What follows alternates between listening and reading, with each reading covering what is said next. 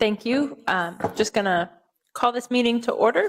Thank you for joining us this afternoon. I call to order the Enterprise Committee meeting for today, March 29th. With me on the dais is Councilmember Goodman, Councilmember Cano, Councilmember Fletcher, and we'll have Councilmember Reich joining us shortly.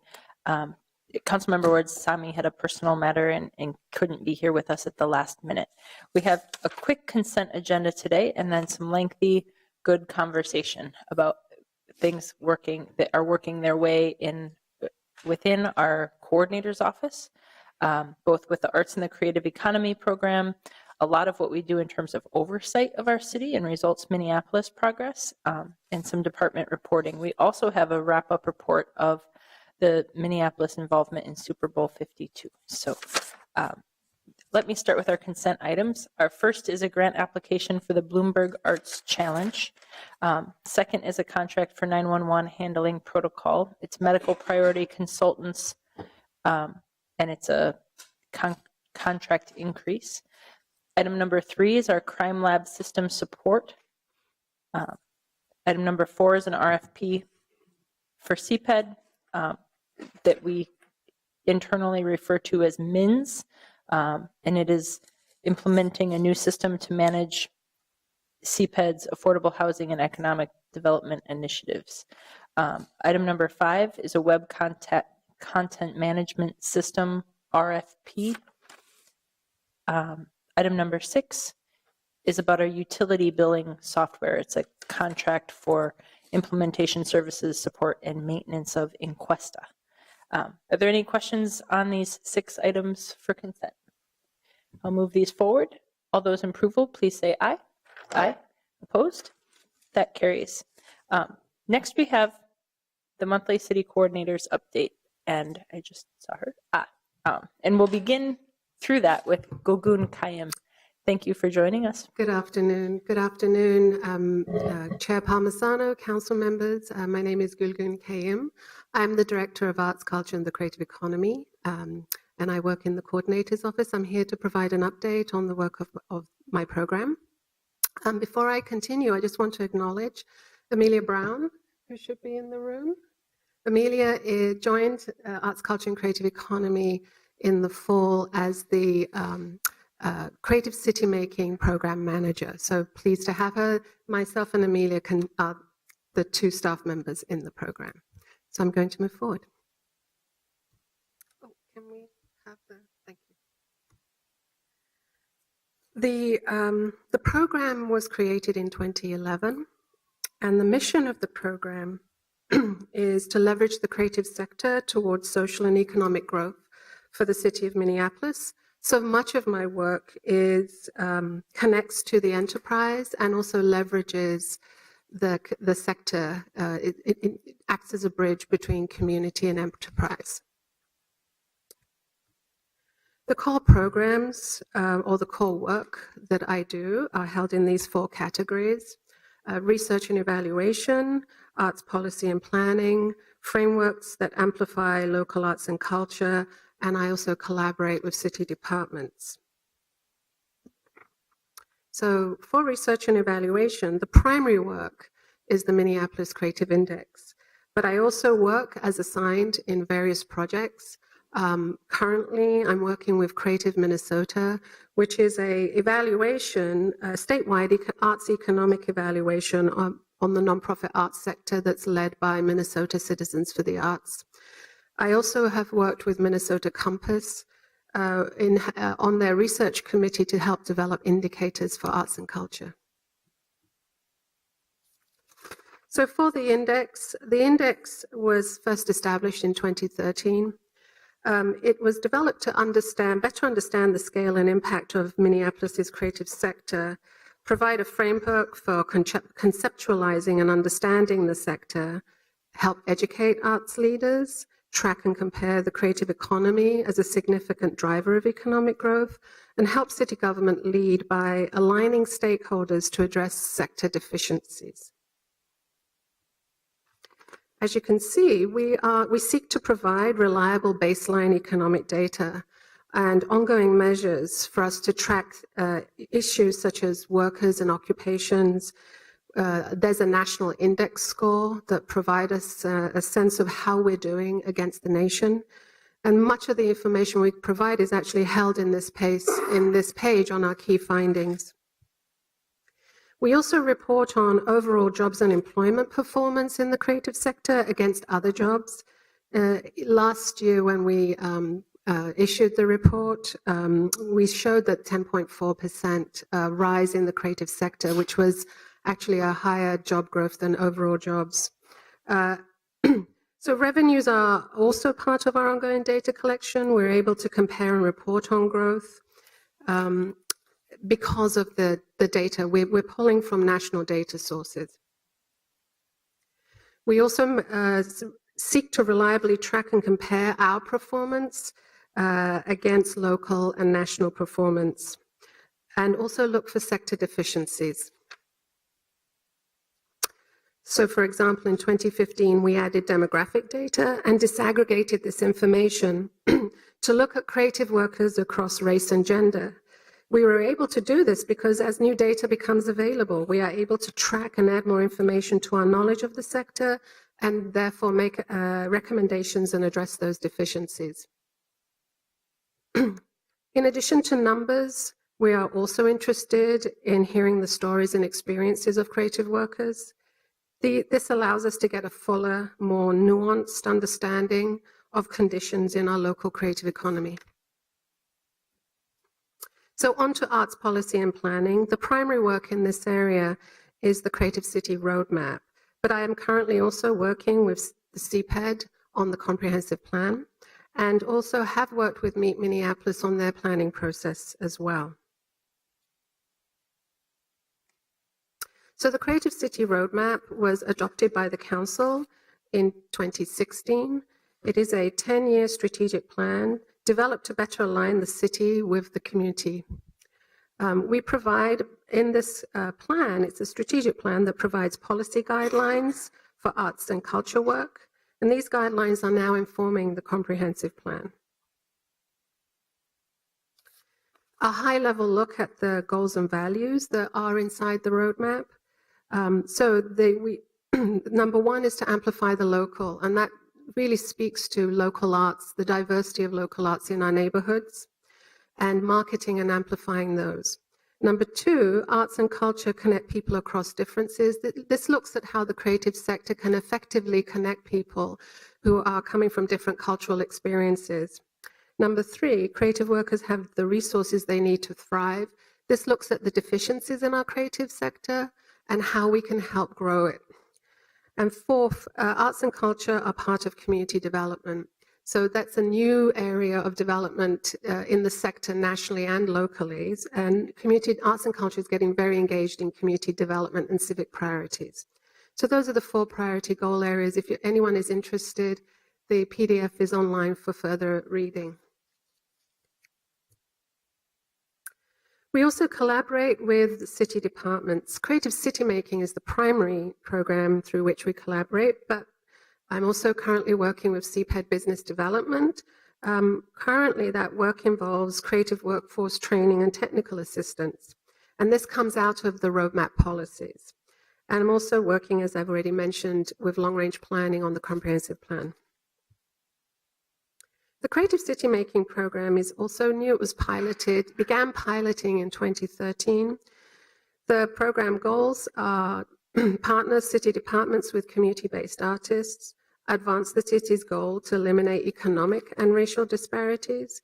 It provides arts-based field-tested approaches to engage traditionally underrepresented communities and stimulates innovative thinking, practices, and policies.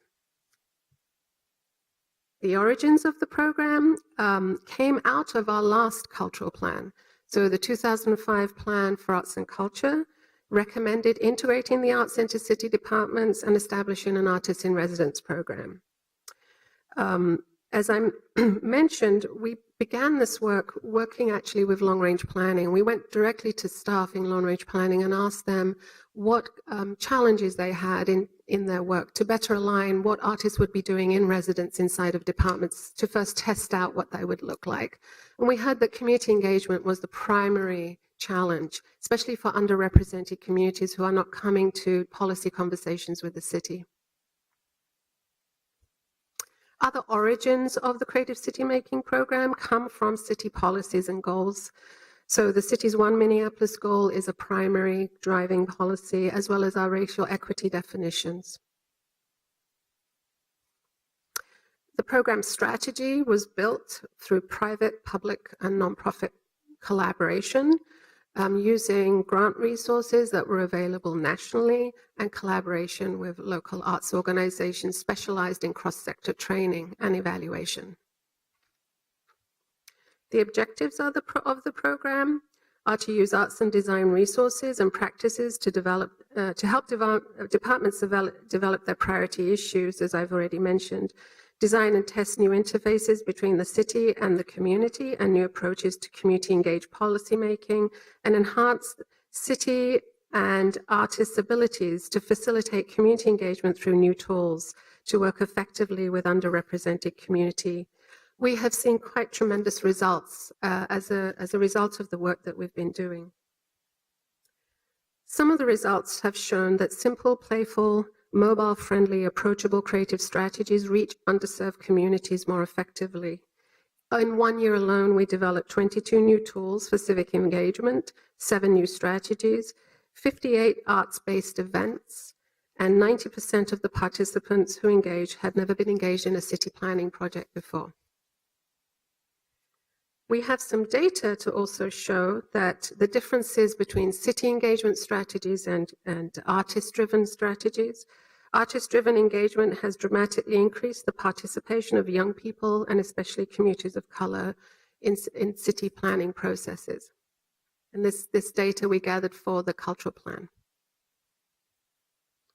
The departments we've worked with, currently we've been working with 5 departments, and this is a listing of the departments, the projects they've been involved in, and the artists who worked on those projects.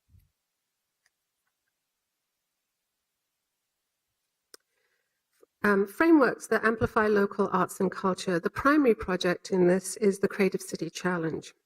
The Creative City Challenge came out of a collaboration with the Convention Center, and it has now moved to the Commons because the Convention Center is working on its plaza area. The challenge itself was located inside the plaza. So the Creative City Challenge is a showcase for local creative talent, Minneapolis community identities, and a tangible symbol of the many stories within our urban landscape. It is also an annual competition for Minneapolis creatives.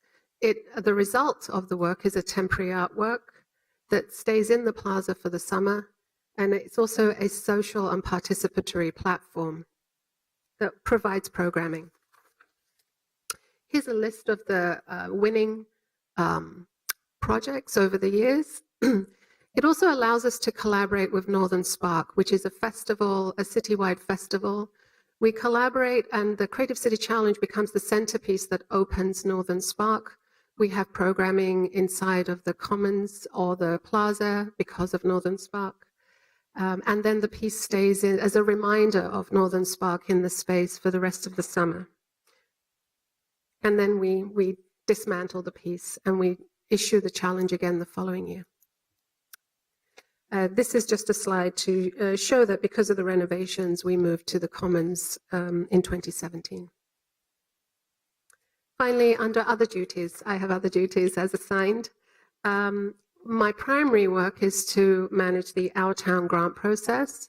I've also been asked to report on the number of applications we've received through the Bloomberg Public Art Challenge.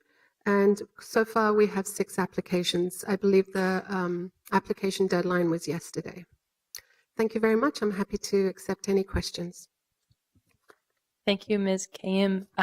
It's nice for the public to know all of the many things that you do in this space. I don't think it's a real well-known part of what we do here across our city. I know we have some questions. Let me start with Councilmember Cano and then Councilmember Goodman. Thank you, Madam Chair. So let's see here. I wanted to get your feedback on the Meet Minneapolis Tourism Master Plan, because I saw that you mentioned that your division works with Meet Minneapolis. Is there some connection happening there between the work you're leading for the city and Meet Minneapolis's? So the connections to Meet Minneapolis initially had been through the Creative City Challenge. They helped market and support the work, but as it moved away from the convention center, they're no longer involved. But the Meet Minneapolis work I was referring to was their own planning process. They invited myself as well as other people in other departments to come as part of their planning process. Okay. Yeah. Their planning process for what? I believe Meet Minneapolis was developing a strategic plan. A strategic plan. Yeah. Okay.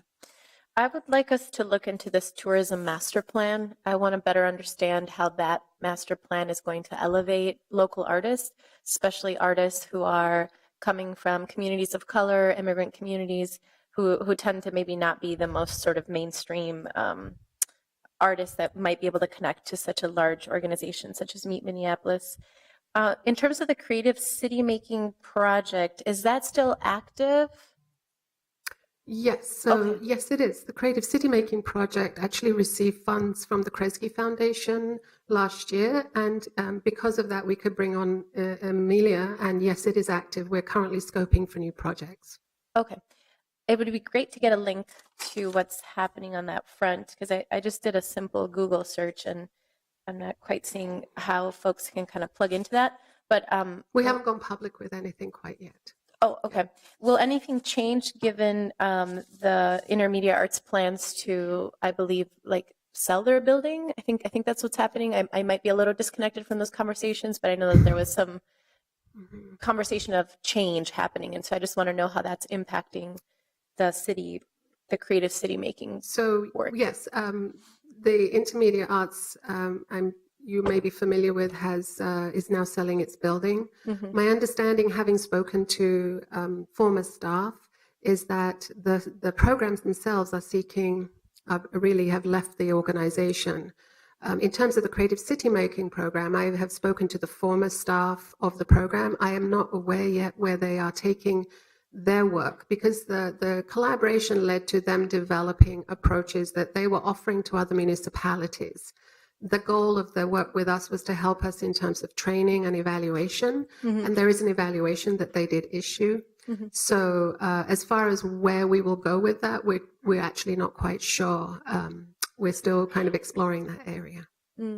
What's the timeline for releasing information to the public about the creative city making? That is dependent on the timeline of when our scoping is finished. We will be beginning artist recruitment as soon as we have finalized scoping, and that's the way we will go public. We will start to issue a request for qualifications. Okay, so are we talking like 3 months? We hope to start recruitment in the fall. In the fall? Yeah, okay. At the latest. Okay. And then I noticed on the slide there was a point about a 2005 plan for arts and culture. It's now 2018. I'm curious, is that 2005 plan connected to the comp plan? Is that where it like lives out of? 2005 plan ended, and we built the Creative City Roadmap for the next phase. So when I arrived in the city, the 2005 plan was still effective, and it was part of the comprehensive plan.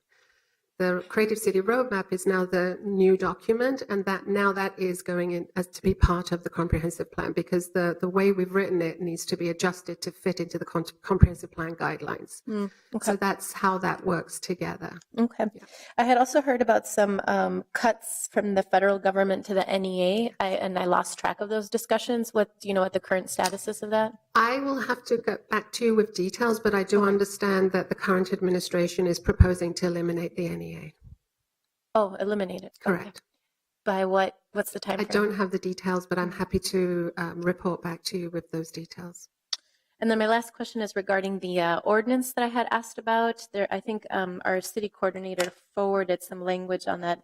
Just curious what your division's connection is to the work of that ordinance, if any. Actually, there is no connection to the ordinance. That is held through CPED long-range planning, and I'm happy that my colleague Mary Altman is here. Through that work, it's really the work of public art. and Okay. it's dedicated to public art. I really have no connection to that. Okay, just checking. Thank you. Thank you. Thank you. Councilmember Goodman. Thank you, Madam Chair. It seems like there's no there here. You don't even know if the NEA is being cut in the federal budget. There's no connection to the tourism master plan. The old research and policy evaluation was done in 2015. We're now in 2018. You've done 7 or 11 interactions with the comp plan. I mean, what are all these staff doing if you can't even answer a simple question of does the NEA funding, is it going to be cut or not? I mean, arts and the creative economy, you have proven to us that that's a really important thing through the research and evaluation portion. But what have you done with that to turn that into action then, other than supporting the Creative City Challenge, which is a $50,000 or $75,000 grant to an artist that Jeff Johnson's pretty much managed?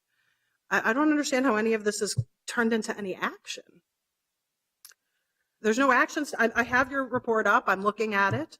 The research and evaluation piece, that was done years ago in 2013 and 2015. How do you take that information and turn it into supporting artists, you don't know anything about the situation with intermedia arts. How many meetings have you had with arts organizations? How is Juxtaposition working with developers on the north side? I mean, can you just give me anything? Does this go against Results Minneapolis so we kind of compare what we think we're doing in this area to what's actually being done? Councilmember Goodman, I believe that there are plenty of results in the information I've given you to demonstrate the differences that artists have made and the work that I've done to engage communities. For example, in the Creative City Making program, we have demonstrated the effectiveness of creating strategies that can help support departments. I work enterprise-wide. I work internally on goals that departments set and collaborate with them intentionally.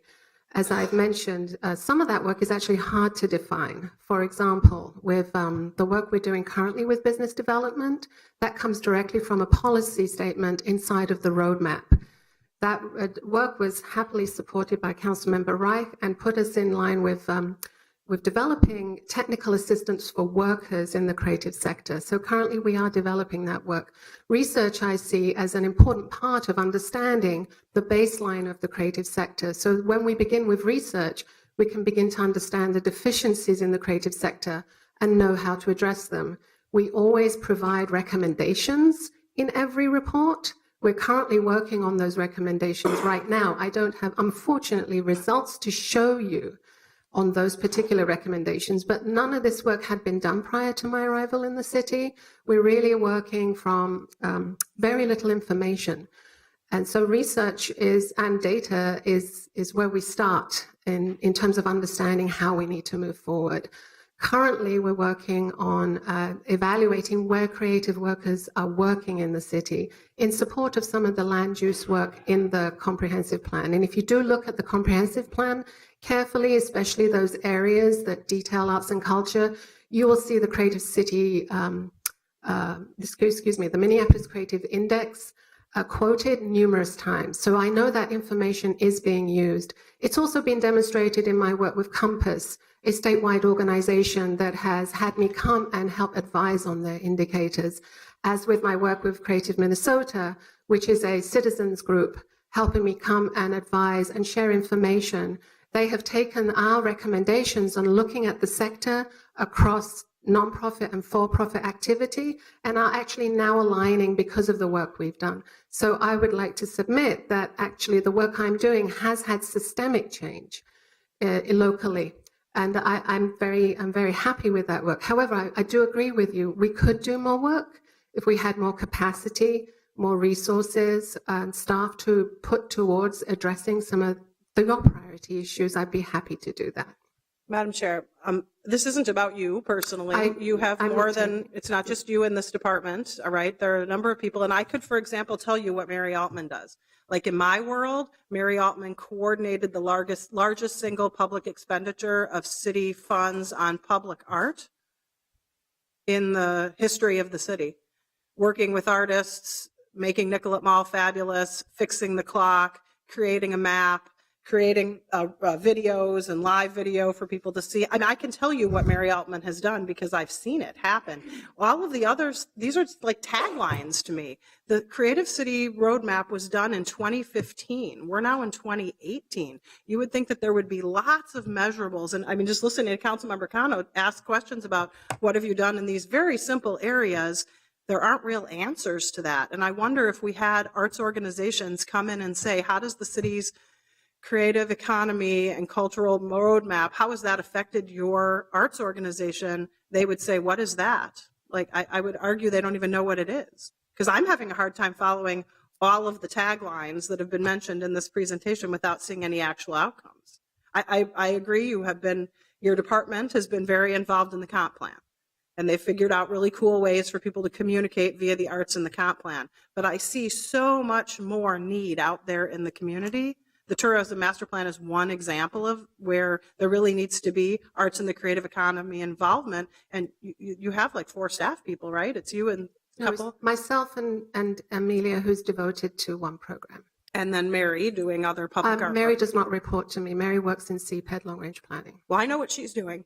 I think the public knows what she's doing, and the value added, I question whether or not there's any value added here, or it's just simply a tagline. When is the a report, are we updating the report now? So are we going to have Correct. more We're research? involved in doing the research for the next index. So it sounds like the whole bulk of this work is just researching where the creative economy is, and in a couple of places offering some suggestions in our part departmentally, and helping the Creative City Challenge pick someone to put a mediocre artwork up at the convention center, or at, I've been involved in it, so I take plenty of blame for it, or at the convention, or at the Commons.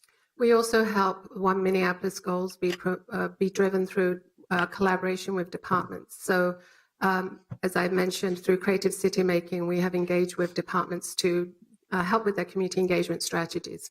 Again, the focus of the program is social and economic growth, and we're supporting that through enterprise-wide collaboration.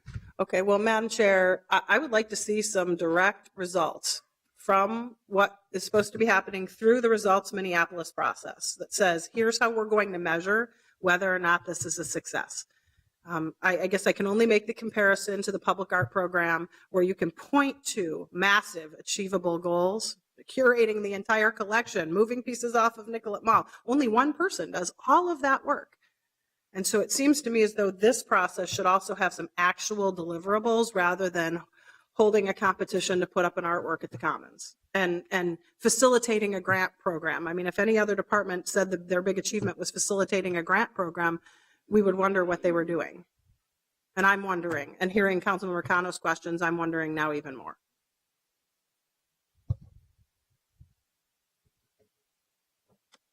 I appreciate those comments. Councilmember Cano, you have something to add? Thank you, Madam Chair. So I think the work that you're leading is extremely important, and communicating that impact of the work is, I think, what this committee can help with. I know that there's council members now in this cohort who are artists themselves or really value the role of art in community development, anti-gentrification initiatives, and a few community leaders have already highlighted to me how the work that your division has led with Intermedia through the remind me of the name, because I was trying to like write down all the things. Is it creative city making? Okay. How that work has been a way for the city to, I guess, kind of punt the work of community engagement that we could be doing in a way that's a little bit more supported, aligned with some of the work the city needs to do. And so we've so this collaboration between Intermedia and the city has shouldered some of the community engagement work that we could be elevating more, that we could be leveraging more, that we could be hearing about more and seeing the impact in our wards. So you know, in a weird kind of a way, we're kind of stuck together now to try to figure out how this committee can work with all the questions and the opportunities and the work that's been accomplished over the years to really figure out how to raise the visibility of that work at the enterprise level so that we can be able to point to some tangible outcomes for residents, because sometimes that's just how the work is understood, you know, that tangibility. So I I do have a question on, is there an opportunity in the future for us to hear more from the artists themselves who were embedded in those city department projects that can help us see what that work was about and talk a little bit more about the results? I know that there were artists deeply involved in the comp plan. I'm not quite sure if that's connected to the work that we're discussing today, but I would be interested in just getting a more in-depth and a look at what that looked like. And so that's kind of like one request that we can kind of take offline and see where it goes. I'm also interested in exploring this notion of community engagement and sort of figuring out what that looks like for the future as we hear that this city council is much more interested in taking City Hall out into the community. Last night we had a public safety forum with like over 150 residents turning out. And I know that other council members are interested in doing more of that. And so we're looking at how do we create a model to facilitate that outreach and effort. And so is there an opportunity for us to maybe align those conversations and help get some of the artists you're working with some of the initiatives the council is working on? So we're bringing that art and policy work together in a community setting where folks can feel it and touch it. And then lastly, I think this is more of a question is the research piece. So I would like to hear more about how the research we're doing, because it's clearly very professional, very in-depth.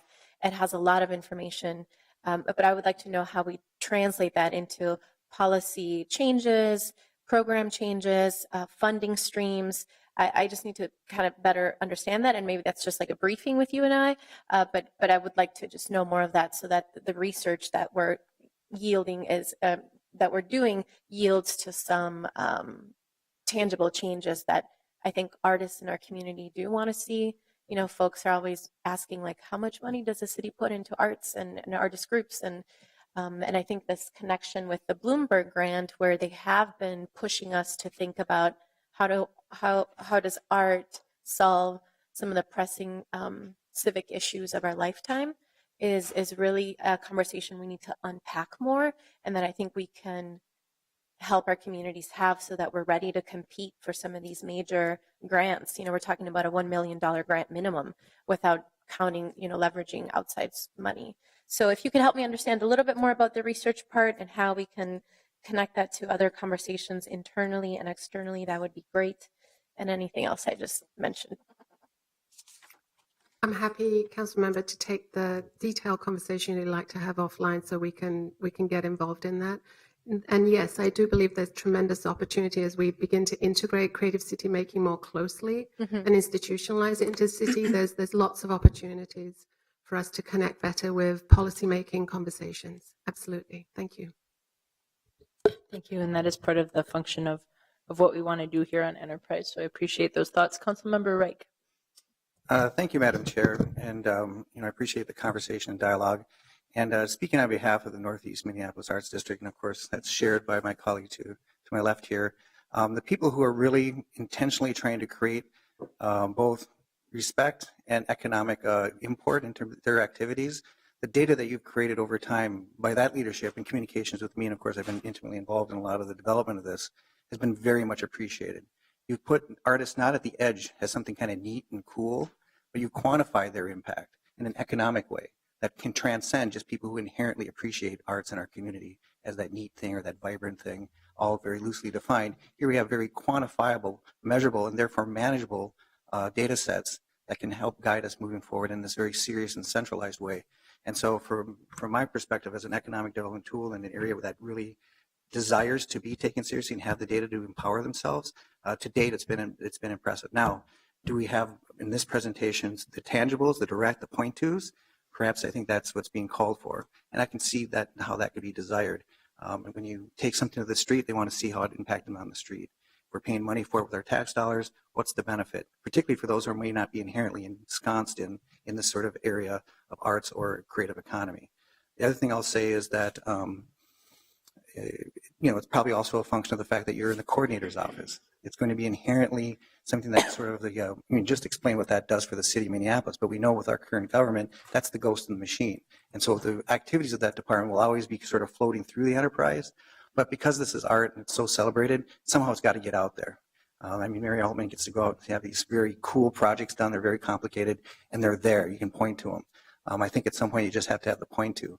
But for those who understand what it means to the enterprise and to what it means to the people who are actually part of the economic engine of our city, not on the edge, but on the center, which your data has demonstrated. I love that chart. We want to continue that work, in my opinion. Thank you, Councilmember. Thank you, Councilmember Fletcher. Thank you, Madam Chair, and I do want to echo the importance of the research and the work in that Northeast Business District. And I think maybe this conversation signals a bit of a shift. I think that Councilmember Kano kind of pointed to. I'm one of the new council members who has been a working artist and kind of doesn't need to see the research or be sold on the importance of the creative economy. I've lived it, and it's important to me. And I think you have a council now that wants to see this really succeed and thrive. So we want to start seeing the sort of tangible outcomes that go along with that. And I just wanted to sort of share as sort of one metric that we might look at. I had a conversation with Meet Minneapolis about specifically and related to the Super Bowl conversation that we're going to have later on about sort of how do we think about using moments of economic stimulus when there's a lot of activity going on. If we were going to send tourists to see the Minneapolis art scene, there's not really a place for it right now. We don't have a sort of row of galleries where people can show and sell their stuff. We're very foundation and grant dependent. We don't have a lot of sort of market and space, except at some very specific events. And so in a lot of ways, we've missed opportunities, and we're not giving Meet Minneapolis a tangible sort of space or connection to placemaking related to our art scene. And so it feels like we have like a really critical set of gaps that we can fill that is something that we could measure in terms of an art market, and sort of think about an arts GDP almost, right? Like what's the sort of tangible economic activity that we can make happen. So I'd love to see us be thinking about how do we actually make this great art scene that we have developed and that there is a lot of great stuff happening sort of visible and marketable and a little more self-sustaining.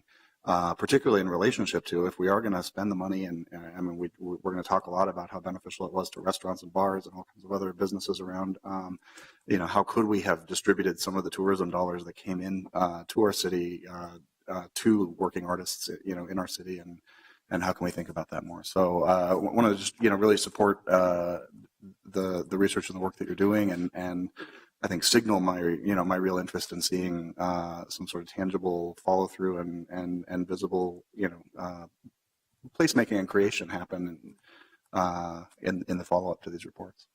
Councilman Fletcher, you're referring to the number one goal area of the roadmap, especially around marketing the creative sector. We actually referred quite strongly to the work that Meet Minneapolis was doing as part of our research. And then back into the Meet Minneapolis Tourism Master Plan, they took on the roadmap recommendations and incorporated them into the master plan. So yes, indeed, that tourism is part of a city. We do have challenges in terms of a comprehensive location for marketing, what we have easily digestible to tourists and locals. And that is one of the primary areas of interest to develop. It is a task. It's a very big task because we have so much. But yes, I agree with you very much so. Thank you. We need to move on, but we have one last question from Councilmember Goodman. It's not a question, it's a comment. I just want to respectfully remind Councilmember Fletcher, the previous council didn't care less about this work. It's not like the previous council didn't care about this work, and now all of a sudden this new group of people care more. We're asking for results, not just research and talk, but actual results. Meet Minneapolis is a great example of that. When Meet Minneapolis decided sports was critically important, everyone rallied around Meet Minneapolis, and they started Sports Minneapolis, and they created an awards show. Meanwhile, the Ivies went under. So at the same time that we think sports is so critically important and everyone rallies around it, on the arts end, we're losing the sports awards version of that with the Ivies. What was the city's role in trying to ensure that that didn't happen? Why didn't we talk to them in advance about why this might happen? So previous councils have put money into this. We've supported the research work. The work was now reported in 2015. And what I want to see is something more than we managed a grant process and put up a big fluffy thing in the convention center plaza as public art. There has to be some there. That's why we funded it. And so I'm sorry it's uncomfortable that people are being asked questions, but I can tell you in other departments, no one has any problem asking the police chief a bunch of questions about accountability. This isn't about disliking or not supporting the work. It's about wanting to have more results. And that's why we have this committee. And so I feel fairly comfortable asking questions about what we're doing, not because I don't like it, because I want to see us do more and be better at it and be able to solve problems in the community for artists and arts organizations. And I would venture a guess that everybody shares that goal. We do. Thank you. We're going to need to move on, but a lot of these comments really parlay pretty well into the next part of our conversation, which is entirely about results Minneapolis and how we're going to work on managing that moving forward. We have Andrea Larson here to present, and as she gets the presentation up, I'll just say a big thank you to her and the others, Anna and the coordinator, Nuria, that have worked closely on this. You know, a lot of our role on council focuses around the representational role that we have or the policy role that we have, and something that is a way that I think we all have enthusiasm of managing better is in the oversight function, and is in how we measure things and how we see and represent things coming out of City Hall and all of the good work that happens here at City Hall. So with that, I'll turn it over to you, Andrea Larson. Thank you for that introduction. So good afternoon. I'm Andrea Larson. I'm the manager of strategic planning and analysis in the coordinator's office. I'm here to give an update on results. So I'll talk through some of the changes in the program, provide an example report, and then walk through some of the next steps that you'll see coming very shortly. Last year, we worked on a technical assistance grant with What Works Cities, which is a Bloomberg initiative, where we worked with Johns Hopkins University to complete an assessment of Results Minneapolis, make recommended changes, and pilot those changes with the department, which we did with Public Works. So I'll just quickly walk through some of the findings and recommendations here. The findings of the assessment told us that most stakeholders see value in results, but the value and purpose people see in the program varies greatly between departments and across our stakeholders. Without a clear purpose, it makes it really hard to have difficult conversations and arrive at concrete action steps. To address this, What Works Cities recommended that we build out and focus on what solutions and actions look like coming out of results reports and sessions. To do this, we need to be more efficient in creating those reports, and we need to build the capacity to support departments to take on additional workload coming out of the meetings, if there is any. Based on the findings and recommendations, we made some major changes to results, and I'll hit some of the highlights here. A major step in getting to standardized reports is to rigorously find and vet metrics that measure our core services. So what this looks like is that we are starting to work with each department individually to identify the best way to measure our core services. We start by looking at a metrics inventory, and this inventory is a big list of metrics that we've reported on in the past, that we currently report on, that other cities report on of similar work, and that professional associations recommend that we report on. We work with departments to come to a set of recommended metrics for their work, and then bring that to home committee chairs, vice chairs, and mayor's office aides to come to consensus around what is the best way that we're going to measure our work, and which metrics do we want to use to do that. Another important aspect of making the program more actionable is aligning reporting with resource decisions. So a first step that we've taken is to report performance reporting by budget program area. We've also aligned timing, so all the reports this year will be completed by the end of March, which many of my friendly department heads here now are aware of, to make sure that we're aligned with when budget guidance goes out and when departments are starting to work on budgets. Another major recommendation from What Works Cities was to have results conversations be more focused in order to be more actionable. So to do this, we're working to refine the results sessions to 1 to 2 focus areas with additional supporting analysis so that we can go more in depth on specific topics and get to specific actions. Lastly, where possible, we're working to automate metrics reporting to ensure that our team and departments are spending as much time as possible on analyzing the data.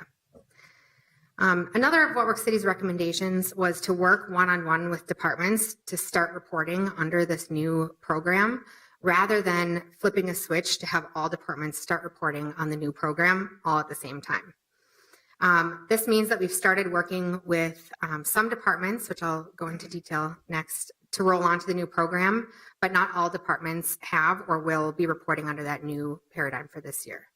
However, we could see that there were some elements of the new program that would add high value and be relatively easy to implement across the enterprise, which was reporting by budget program area and selecting focus areas for results sessions.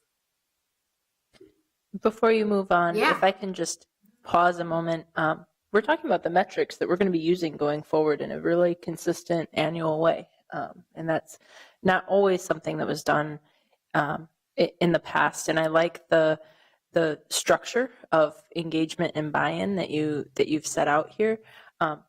Could I ask to one of the previous comments in the previous presentation, will the coordinator's office also have results? Not this year perhaps, but is the intention to also do results mapping for things that are now within the coordinator's office? Yep, so we are working on a report right now that'll be done on the same timing as the other departments. And the coordinator's office is also in the process of selecting those metrics. And so. Terrific. And then about selection of those metrics, how do you mentioned looking industry-wide, how do you look at things that we maybe operate a little differently in Minneapolis, like unique groupings? I guess I see Commissioner Musicant here in the audience. I think our health department is pretty unique, but maybe something I know more about would be something like our clerk's office. How would you go to develop metrics on, like our clerk's office I know is very different from any other clerk's office around our state just by its function. And I'd imagine there aren't too many clerk's offices that also handle elections around the country. Yeah, so the inventory is a starting place for us. It's a place where we can start with what other cities are doing. We look at what we have reported on in the past. And then what we've seen with the departments that we have worked with is we can make hybrids of the metrics that, identify things we think are important that aren't captured in other places, but we can adapt what other people have done in other places and make it work. So it's a place to start. It's a way to sort of start thinking about how we want to report. But oftentimes, we end up sort of creating our own versions because our work is different. Mm-hmm. Super. I just want to make sure we're not just counting things just to try to count something that may or may not be useful. Councilmember Cano. Thank you, Madam Chair. I'm curious as to, I was reviewing the departmental business plans of the departments that report to the Public Safety Committee. Mm-hmm. And so I had my staff print out each one and put them in a folder for me to review. And as I was reading them, I noticed that there was just like a lot of difference in how each one of them filled out each section. And some of them had like a matrix and some of them had organizational charts, others didn't. So I'm just curious as to the level of consistency that we want to achieve with each one, because I get it, the departments are different. They don't all have to write the same way or fill out the box the same way. But I'm just trying to figure out the translatability between each one so that we can have a little bit more, I guess, I just want to be more efficient in being able to ascertain the information that I need. And when there's like different layouts and different kind of segments and one report is 16 pages long and the other one is 5, I'm just trying to figure out like what's that sweet spot and what is your assessment of like that consistency and that translatability? Is that something we strive for? Is that something that we want to keep flexible? Or are we just like fill it out and you guys, Yeah. From the assessment that we did, it became pretty apparent that standardizing the layout was really important. I mean, it just makes it more user-friendly for everybody involved, and that came across clearly from all of the stakeholders that we heard from. And so what we are working on is making sure that the templates are all really standardized, but we're working on the metrics being individualized. So you'll see for results reporting, at least standardized reporting, standardized look and feel for all of the reports. And then the data and the analysis will will of course be specific to the work of each department. And as we go into building department plans for the next 4 years, that same concept should be reflected. A quick follow-up on timeline then. So since the City Council hasn't completed or started their process on strategic planning for the next 4 years, I anticipate maybe by midsummer we'll have that just kind of clear and done. How does that then inform the departmental business plans that will, can you just walk me through that timeline? You know, so if the council doesn't have our organizational goals and values and mission approved until, let's just say softly midsummer, Yep. you know, May, June, tell me how that then impacts the planning of the departments in terms of the business plans that we'll see with the updated metrics and the updated consistent layout and that kind of a thing. Yeah, so we are looking at end of Q2, beginning of Q3, starting the visioning. We just had a initial conversation this morning looking at some potential changes aligning strategic planning with comprehensive planning and for the comp plan and budget and the race equity plan. And so we're excited about that, and you'll hear more as we vet some of the details on that soon. But it does work tops down, so it starts from our highest level goals, and then those drive the department specific plans and reporting. And so what it's looking like is those will be implemented, you know, effectively for the start of 2019. But we'll still have results reporting this year. Yeah, it just rolls. Sorry, go That's ahead, continue. Yeah, so because we're doing this sort of one by one approach with departments, it means that there are basically 3 stages of reporting for departments this year. So some departments, excuse me, will have gone through the whole process, including that metrics vetting, and we'll be reporting with those metrics this year. Those are Public Works, Regulatory Services, and the Police Department. Another group of departments are in the process of vetting their metrics, going through that sort of rigorous decision-making consensus process. And because this requires a significant time investment from departments, we made these departments exempt from reporting this year. These are the Assessor's Office, HR, Fire, and NCR. The Coordinator's Office is also going through vetting this year, but we are reporting this year as well, so we're doing both. The remaining departments are completing intermediate reports that align with the budget program areas, and will select deep dive topics for results sessions, but they will not have gone through the metrics vetting process. This is going to be an important distinction to keep in mind when reviewing these reports. So I'll quickly walk through the components of the reports that you'll be seeing this year for all reporting departments. Every department will have a page that summarizes their metrics. They'll have a page to highlight enterprise priorities, and those are spend diversity and workforce diversity. Department priorities, which departments select, and is work that falls outside or cuts across budget program areas. And then 1 page for each budget program area.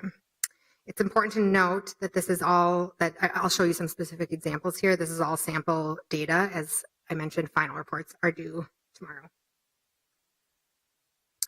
So this page provides a summary of the metrics included in a department's report. It's like a table of contents for the report. Metrics are grouped at a high level by budget program area.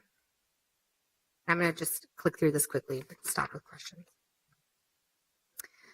This page features the 2 enterprise priorities, workforce diversity and spending with diverse suppliers, relative to benchmarks, and provides space for department analysis.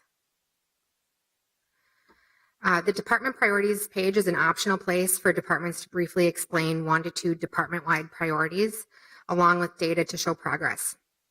For example, in the pilot with Public Works last year, they included the 20-year streets funding plan and safety, because these are major department priorities that aren't captured by a single budget program area. The final pages of each report will include budget program area pages, and this shows performance measures, analysis, and recommended actions around a specific budget program area, as well as 2017 budget for that work. Lastly, I brought a sample of the deep dive analysis that we completed for the Public Works pilot last year, looking at employee injuries. This looked at where our most frequent and most costly injuries occur, so that we could have a focused conversation about how and where to target resources. I'm going to jump back to the process now. The overall process annually is to spend Q1 actually making the reports, which we're in the process of finalizing right now, and aligns with budget timing. In Q2, we decide on the focus areas in collaboration with policymakers and prepare deep dive analysis on those focus areas. And then in Q3, we hold the results meetings and take action on findings from the meetings in the following year. So we are in the process of finalizing reports with departments right now, which means the next step is that we'll be reaching out to each department's home committee chair and vice chair to weigh in on the focus areas for the sessions happening this summer. That's all I have, and thank you for the opportunity to present today. I can stand for questions. Thank you, and thank you for checking in as you go about trying to kind of standardize and revamp this whole process. Are there any questions from others? I believe I asked a lot of questions in agenda setting, so I'm comfortable with this. One question I have is for the clerk, actually. Is this presentation online, or can it be posted online? Okay, super. Thank you. Excellent. Thank you. Moving on. I'm sorry. Ms. Rivera Vandermeide, was there anything? Okay. We're going to receive and file that as a monthly update from the coordinator's office. All in favor of this motion, please say aye. Aye. Thank you. Next, we'll have the wrap-up report of Minneapolis's involvement in Super Bowl 52. That sounds like a very big topic. Guess what it is? There's 45 slides here, and we are going to power through them. And did somebody want to set this up for the presentation? Coordinator Rivera Vandermeide. Thank you. Chair Palmisano, I'm still getting used to saying that I am Naria Rivera Vandermeide and I am the city coordinator. I am really pleased to come here. It's been almost 2 months since we had a big game in town, and there has been a lot of conversation, a lot of talk of what that looked like in the city, what that felt like in the city. But I will posit that what you're about to hear today is why it worked in the city. That the men and the women that you're about to see and who they represent behind them, the city employees, are really one of the reasons, if not the reason, this event went off well. It took a lot of time, a lot of prep time, a lot of training time, a lot of coordination. And I think you'll see that reflected in what you're about to see, this parade of nations of departments as they come forward. So I'm going to move this to Brittany Allen, who was just instrumental, along with Pat Bourne, but we really give more of the credit to, Pat, to Brittany in bringing us all together as we move forward. Thank you. Ms. Allen. So the first thing I wanted to start with is just to give you some quick highlights of the numbers of, that were quite impressive coming out of the Super Bowl. We had 1,055,000 in attendance at the free Super Bowl live event on Nicollet Mall. 48 bands and artists performed for free at that event, and about 210,000 additional rides were taken over last year at the same time on Metro Transit's Green and Blue lines, as well as the North Rail commuter lines. Oh, and the snowmobile backflip was pretty cool, but there was only one of those. There were 61,000 people that left through Minneapolis-St. Paul International Airport on Monday, February 5th, which is a record-breaking number for them. There were over 150 Super Bowl-related events and parties across the Twin Cities. And the Super Bowl host committee donated $5.5 million through their legacy fund over the 52 weeks leading up to Super Bowl. Here's a picture of the crowds on the new Nicollet Mall. It was a great way to showcase our new Nicollet. US Bank Stadium lit up at night. The iconic image that I got lots of questions after if it was real or not during the halftime show that the world saw in US Bank Stadium. This event really showcased Minneapolis to the world through the media. There was 5,800 members of the media here in the cities and over 25 countries represented here.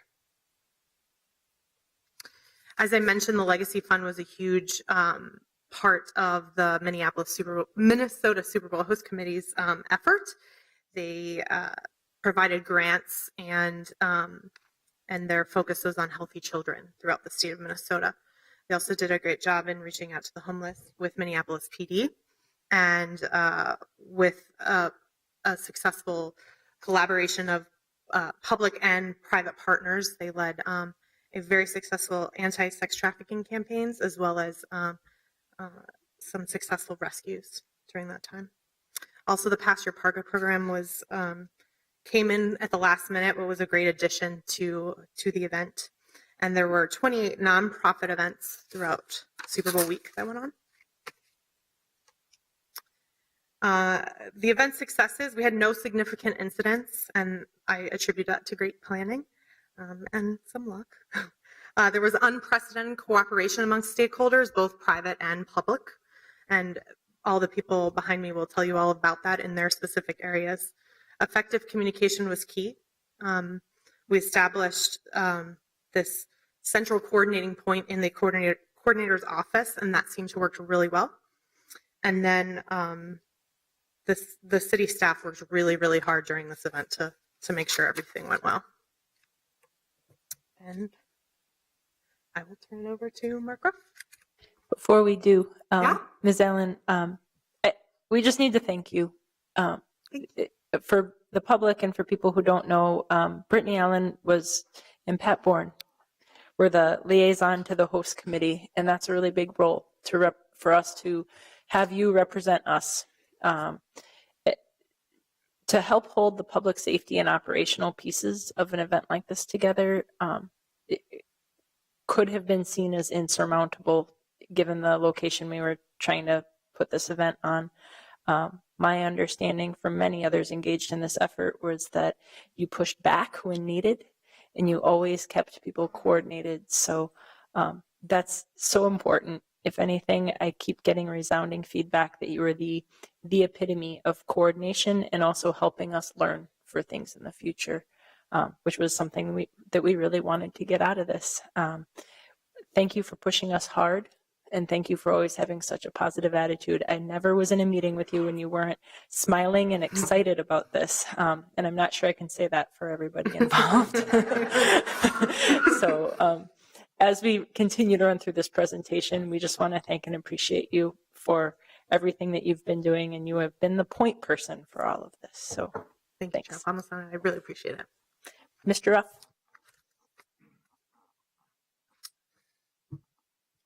Chair Palmisano, members of the committee, I'm Mark Ruff, the Chief Financial Officer for the city. I also have the good news of expressing to you that the way that the contract was set up with the host committee was to make an estimate of what the impact upon costs to the city would be, the city enterprise. And at the time the agreement was approved by the council and signed, we had a general estimate of $4.9 million. And frankly, we knew that number was going to go up, but instead of arguing whether we should have a 10% or a 20% contingency, we set up a change order process so that each request from the host committee, which we knew might come several months before the event, or even in some cases a week before the event, could be evaluated. And there was a process that Pat Bourne was our representative to then work directly with the host committee and decide, okay, if you want this, here's how much it's going to cost you for this extra service. And as I said, we knew some of these things would be going up from the $4.9 million. We knew that they'd be spending more money at the convention center. We knew that there would be parking costs associated with their on and off street parking.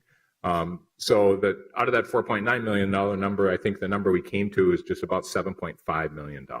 And so I feel like the city's extraordinary costs were very much met, and this process that we set up allowed for that flexibility all the way through the event. And I think it's a very good model to be looking at, whether they're small events or large events as we go forward. And so I think that's one of the benefits of this particular event, both on a minor basis and on a major basis, which too often we learn through catastrophes that happen. So it's nice to learn through a process where it was a great event where everybody feels good about it. That will also have then succeeding benefits to the city overall.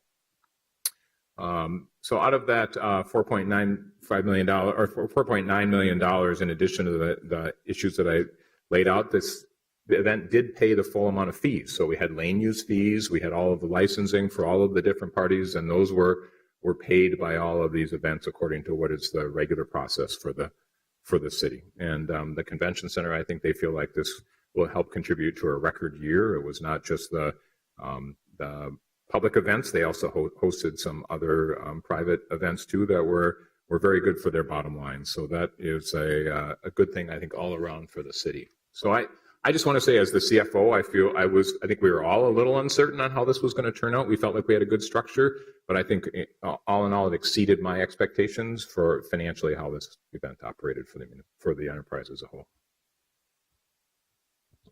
Thank you. Councilmember Fletcher, wait, before you go. We're going to take questions at the end of everybody's individual piece of this. So would now be an appropriate time before we transition? Great, go ahead. Thanks for offering that analysis. I guess I'm curious, in the analysis of what the city's costs were, how we accounted for staff time. I know a lot of our staff put in some pretty extraordinary work and were assigned to Super Bowl duties, different from their regular tasks. And that does come at a cost to the city because they weren't available to do the jobs that they're typically doing during that time period. So I'm wondering to what extent that's accounted for in this analysis. Sure. Madam Chair, Councilmember Fletcher, it's a good question. All the way along, we said that the city's bump in sales and entertainment taxes would offset those regular costs, just as they do for any other event, whether they be an event at U.S. Bank Stadium or a cultural event here. And we do not yet have the final sales tax numbers. The state collects those taxes, and then we have a lag of a couple of months before we get the final numbers. So those will be to us toward the end of April. We expect to produce a general report back to the council in May that will give you a sense of what the revenue side was. We did not track hour by hour each of the regular time because, frankly, it'd be pretty hard to do from the enterprise as to what's just for this event versus what's some investments that we're making longer term. But I can tell you that the number originally, as I said, was $2.5 million was that bump. And so I would expect that we are not going to even get close to that amount on regular time. I've been working with Robin McPherson in the police department, and it's our hope at the end of the day, especially when you factor in the parking revenues that were not anticipated for this. We're at a slower time of year, the lane use fees, so there are some other softer revenues that we'll include in some of that report as well as the sales taxes. Thank you. Good afternoon. Chris Hunges, Director of Business Administration for the Convention Center. As you know, we hosted the Super Bowl experience, but we also hosted the tailgate party and the Patriots post-game party. The experience and those other two events used over 14 million square feet of our space over the 23 days that they occupied our building. So over the 9 event days, we hosted 107,000 attendees, with 35,000 being the biggest day in our history. We checked 26,000 coats during the experience, and it was the first time in our experience that we ever put a deck over the seats of our auditorium. It was pretty spectacular. Our staff also worked about 30,000 hours on this event, and they really did serve our city well. We're very proud of them. Thank you. No questions. Thank you. Next, we have Director of Public Works, Robin Hutchison. Good afternoon, Madam Chair, members of the committee. I'll talk briefly about our work in Public Works related to the Super Bowl. We are tremendously proud of the work that we did, and I'd like to take an opportunity to proactively address Councilmember Fletcher's question in that where we needed to add staff, we tracked our time and are being reimbursed for that time. So in Public Works, we were able to recoup, especially I'll talk about a little more in snow and ice control, but I want to start with transportation. 4 areas where we really invest time: transportation, snow and ice, fleet, and utilities. In transportation, with an 18-month planning process, we were able to promote a Know Before You Go campaign to help people get around. Importantly, we oversaw Super Bowl live construction to protect our investment in the Nicollet Mall and also open it up for people to use. Parking took up a lot of our time negotiating what we believe to be mutually beneficial agreements serving both our public needs as well as those of the host committee. We spent a tremendous amount of time on items that you couldn't see as much in permitting the city's first test of an autonomous vehicle together with MnDOT. We assisted the NFL with the perimeter installation. We permitted numerous right-of-way devices, small cell devices, cameras, the BioWatch devices, and we assisted also in the development of this brand new drone and unmanned aircraft ordinance, all while trying to do the more basic and visible transportation work. Perhaps, though, the most investment of our time is in Super Bowl Live during the 10 days of the event. As you see in this picture here, it is indicative of the over 1 million visitors that traveled on foot through downtown across numerous intersections, and they did so without any major injury or incident. And we are very proud of that. And it took my team a tremendous amount of time in the 18 months prior to, and in long hours in difficult conditions over those 10 days. And I commend them for that. And we are still celebrating their work. Daily monitoring of street closures and lane uses. If you remember the transit backup on Marquette Avenue, we solved that problem by a field inspector on the ground finding somebody using a lane as they were not intended to be using that lane, and we fixed that problem. And then, of course, the complex Super Bowl Live operations. Of course, it snowed. It had to. We had already planned ahead and added a third shift, brought in extra staff so that our residents and businesses felt no decrease in the level of service that they were accustomed to. So we were able to do both things, both clear snow citywide, as well as provide a third shift that helped us cover the increased needs throughout downtown, both for pedestrian movement through downtown as well as for just vehicle movement. We also had some additional teams that did overnight spot removals. We're not sure anyone associated with the NFL ever set foot on a piece of snow, so I think that was their level of expectation and we met it. A lot of people don't know what we do in Fleet, and we were open 24/7 leading up to the Super Bowl because vehicles were a really large part of our partners and what they needed. So, for example, PD, a lot of vehicles needed. For example, the Polaris vehicles that were made available to us. We got them up and running and maintained them. And then I believe my last point and slide is that we had to do a lot of subterranean underground utility work to ensure security and safety within the perimeter. And we did that in several crews, both water and surface water and sewer, within a couple of days of the perimeter being closed down. And that was a heavy lift, and my team did it impeccably. And quickly, I cannot say enough about the public works staff and team and their pull. Brittany removed my last slide, which was my team in front of Mary Tyler Moore throwing up their hats. They told me they were proud. They told me, there it is.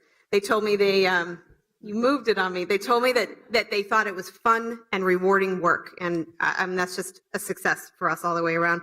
And also our partners, we worked so closely with regulatory services and with PD and really with the entire enterprise, and I thought that was a great experience for everyone as well. Thank you. Before you go, there's a couple of questions here or comments. Councilmember Fletcher and then Councilmember Reich. Thank you, Madam Chair.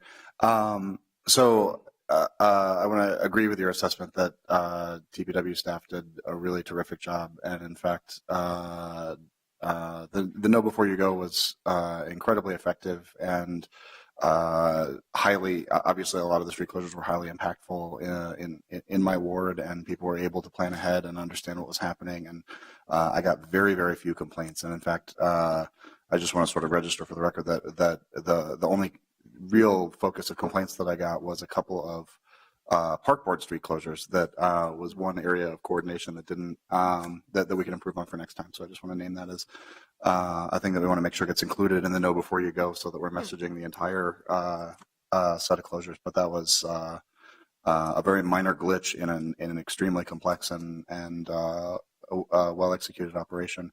The only other sort of critique that I've heard that I wonder if we want to think about for the future is that the Know Before You Go was for some people almost too effective. That we heard that some people just got kind of scared away from coming downtown because they heard this message about street closures, and that in some cases the traffic was actually not as bad as people would have thought, and in fact a lot of people who stayed away from downtown could have come and had a great time. And I wonder if we if you have any thoughts about how we communicate so that we don't diminish the usual downtown traffic that a lot of our businesses rely on in the process of communicating about some of the closures and special circumstances that we're creating.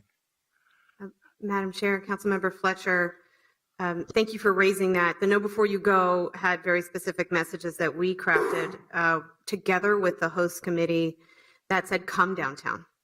Come downtown, and here's how. We have recently been talking with some of our partners about maintaining a consistency of messages among multiple different agencies so that one agency isn't saying, come downtown and be a part of it, and another agency is saying, work from home. So I think collectively in the region, we've learned a lot about being consistent with our messages. Thank you, Councilmember Reich.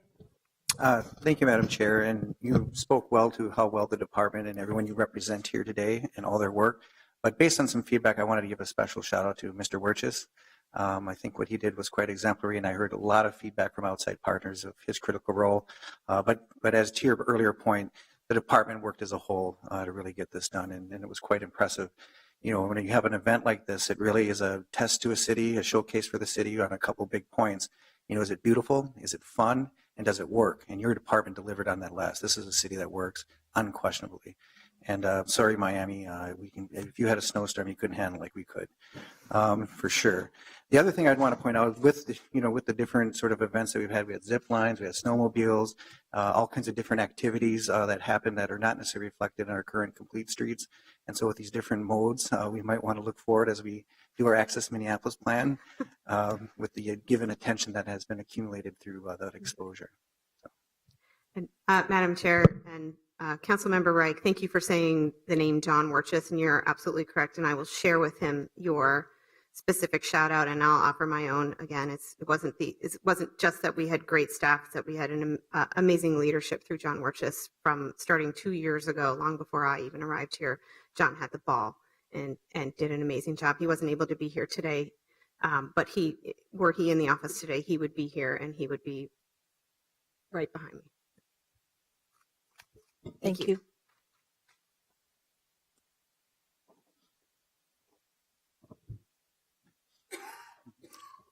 Next, we have Reg Services and Director Schuckman. Thank you very much, Madam Chair, committee members. Director Hutchison referenced it, but there was tremendous teamwork between Public Works and traffic control staff, both to plan for and adjust to street usage and traffic. And Councilmember Fletcher referenced the lack of traffic issues, and something we're obviously very proud of. Our goal was to not become the story for there being a traffic incident, and I think we succeeded. I just want to specifically call out a couple of things. One is that between my staff and our partners in police and then the National Guard that also assisted, we staffed more than 60 intersections using more than 4,000 hours, and that included regular traffic control staff. We also had staff from throughout the department who previously had been traffic control agents that we pulled back to use as part of the effort in traffic control during the 10-day activation period. They also were out doing work in temperatures that went as low as 6 degrees, often for lengthy periods of time, full work days, standing outside with relief, but not as much as we would have liked. And so I think we all worked very hard to recognize that and do our best to make sure that they were given the relief that they needed. And then I referenced the staff that came back to traffic control from other parts of the department, and they handled 311 requests and ticketing, and were out to make sure that the rest of the business of the city was happening as scheduled and as expected. And then the second division of regulatory services that was very involved, and again, in an unseen way, was fire inspection services, which worked the events that the Super Bowl had officially, and then unofficial events that were held throughout the city, staffing more than 200 of those events and reviewing permits, including the drone permits that Public Works staff talked about and Director Hutchison mentioned. And they also worked nearly 2,000 hours between 24 staff over the 10-day period in 2 shifts. So that is the entirety of my portion of the presentation, but I'm happy to answer questions if you have them. Any questions? Councilmember Reich? No, I think this in companion with the Public Works presentation, no incidences. We were able to manage this. And I just want to speak to you with our Vision Zero, that is not an unexpected expectation that we can have safe streets all the time. I mean, when you have this level of intensity and we're able to meet that goal with good planning, I think it speaks well to what we're trying to achieve in that outcome. So commendable work. Thank you. Thank you for all of your work.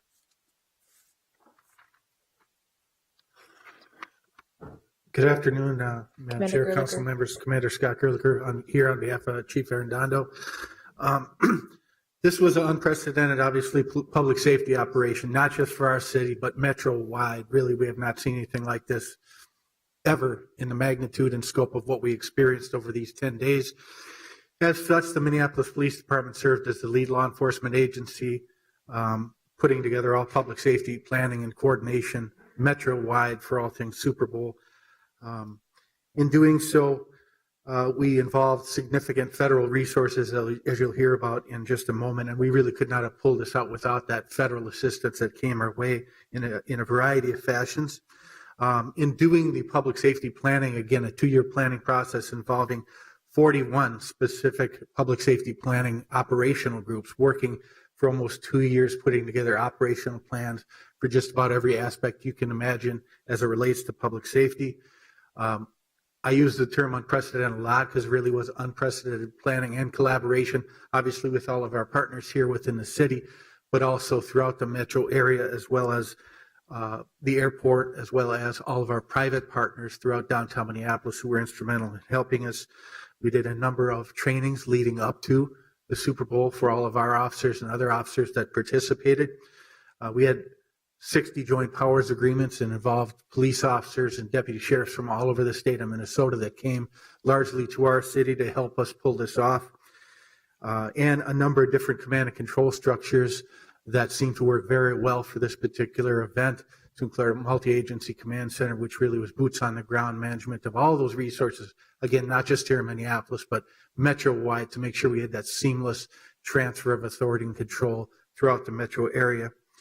And then information exchange. We used a number of tools at the national level, like a Homeland Security Information Network, to share information in an unprecedented manner that really served as an example, again, nationally, for how to share information on a broad basis for all public safety stakeholders, whether they be here in Minneapolis or throughout the nation or across the world that have a stake in what's happening. Some of the operational highlights, some of which has really been highlighted. Again, we had 60 law enforcement agencies supplemented by Minnesota National Guard serving in support roles, as well as 1,200 federal public safety officers who came to our city to help us out, which was the largest deployment of federal assets to any Super Bowl. Some of the positive impact to future citywide planning is some of the technology that we put in place. Geocom and FieldWatch, 2 Minnesota companies who we partnered with from the ground up and built some situational monitoring, a common operating platform, of which our Geocom system we can utilize day to day and for future upcoming events. In fact, that we were just informed that the MPD's received a international award from ESRI, the Special Achievement in GIS, over 100,000 submissions throughout the world, and we're among a small group of entities that received that award. So we're very proud of that and some of the technologies we did to keep our command and control function set. And again, as has been highlighted from a public safety standpoint, whether it be the game, the Super Bowl experience, Super Bowl Live, any of the practice facilities, the event in St. Paul or out in Bloomington, we really did have no significant public safety incidents throughout the metro area. That always was the paramount goal of the public safety operation. As it relates to civil disturbance, we did facilitate a number of peaceful demonstrations throughout the city, to include on game day, and none of that resulted in any use of force, any injuries, and I think we did a pretty good job at helping to facilitate those that wanted to get a voice out during this high-profile time. And then in downtown Minneapolis itself, a hub of activity, obviously, we added over 110 beat patrol officers from MPD and other police agencies above and beyond those officers that were staffed at the various events and venues. Our goal had been always to make that a very friendly and engaging law enforcement presence, and we really hope and believe we accomplished that based upon the feedback that we got from event attendees and all those that were in attendance. So we were very proud of that. Just some of the statistics real quickly I wanted to highlight for you, many of which have already been publicized. We had over 150 counterfeit ticket seizures on Super Bowl week, 7,500 pieces of counterfeit merchandise that were seized. And then a more disturbing stat, I guess, 94 human trafficking arrests occurred during Super Bowl week. Some other, canine bomb calls for service, 46 bomb sweeps, over 1,700 vehicles that were screened going from U.S. Bank Stadium and the Convention Center. And then another real highlight, the 15,000 volunteers from Crew 52. MPD staff was instrumental and reached out and touched and trained each one of those 15,000 volunteers on how to recognize and report suspicious activity and behavior. And they really became a force multiplier for us, whether that be in Minneapolis or throughout the metro area, helping us to spot problems. And it was a great experience for, I think, those volunteers, but also for the thousands of police officers that were involved. So thank you very much. If you have any questions. Thank you, Commander. We do have a question from Councilmember Fletcher. Thank you, Madam Chair, and thank you, Commander. I want to say there was some very, very good work done by the police, and I had a chance to tour the MAC, and it was a very impressive operation. It was really a lot of good things going on, and really quite a complex operation. And I also, just by circumstance, happened to walk by as an undercover team was arresting a counterfeiter. So I even got to witness a little bit of action walking around my ward, so which seemed to be handled professionally as well. So really want to commend everybody for a lot of work that went very well, and it's great that we had such an incident-free week. I wanted to ask a little bit about the new technology, and because it's something I've been asked about, and I know you and I talked when I toured about the new cameras that were installed by Verizon, and I was wondering about the disposition of those. Were they taken down, or have we have those cameras stayed up and we've kept that camera capacity? And then are we continuing to use Geocom and Field Watch moving forward? Is that new technology that was introduced for the Super Bowl that we're now implementing as part of our day-to-day policing? Yes, as it relates to Geocom as well as Field Watch, those are two systems that we have contracts with, and we do intend to utilize, as I said, on a day-to-day basis, especially in the case of Geocom, which is a ArcGIS-based platform that simply overlies data sets, transportation routes, location of officers in the field, police calls for service, all using 3D imagery, using that ArcGIS platform. So certainly we can utilize that on a day-to-day basis, and looking ahead to the Final Four, other major events or things taking place throughout the city, as well as emergency situations. Geocom is a technology that we intend to utilize moving ahead. As it relates to the cameras that were installed, we had, I think, 37 total cameras that were installed. Some of those were temporary installs by the Department of Homeland Security. Those have all been decommissioned and moved back to Washington. We do have an agreement in place, a no-cost agreement at this point with Verizon for, I think, 20 or so public safety cameras that are on street corners in areas that we previously did not have coverage. For example, along Washington Avenue, a major corridor. And so in the coming months, as that contract expires, we will be talking with Verizon as to the value and cost for potentially keeping those cameras if we deem those are in areas that would be critical moving ahead to complement the other 300 plus cameras that we have scattered throughout the city, providing us good situational awareness on a day-to-day basis. Thank you. And then are you still using Field Watch? Is that continuing?